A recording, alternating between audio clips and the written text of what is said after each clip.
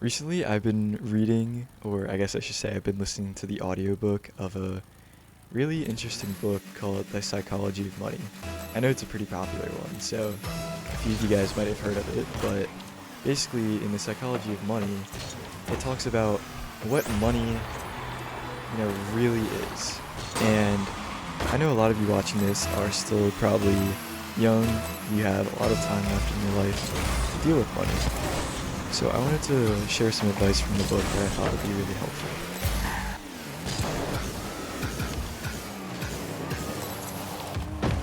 That was almost good.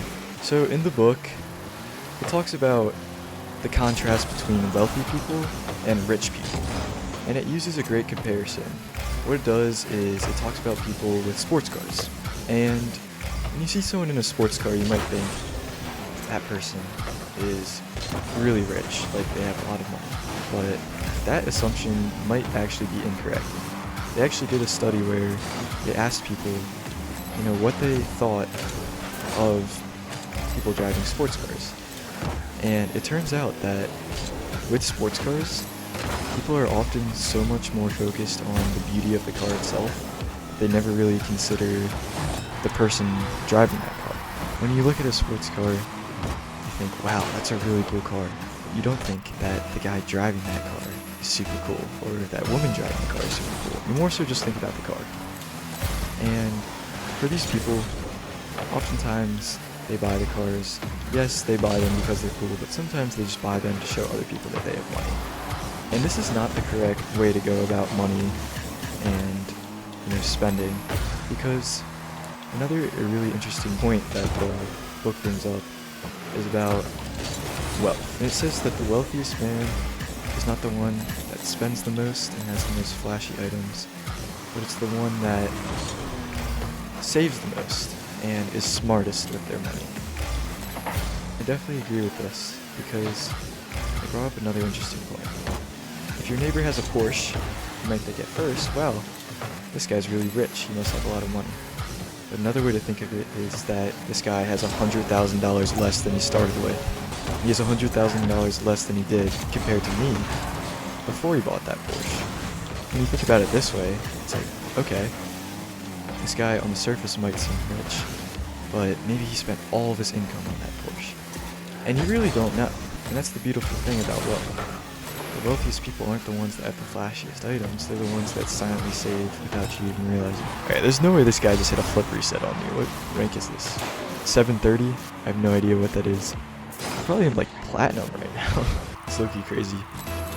Yeah, I used to want to try to learn flip resets and everything, but back when the game was like in its peak, I just never did. I can kinda air dribble though. Let's see right here. Oh, not really. Oh, I'm gonna get scored on. The advice I want to give, is that a lot of us are young, and we still have the potential to earn a lot of money. But right now we also have the potential to save, we also have the potential to spend a lot of money. Because we want to show people, wow, we have all these cool items, like we're rich.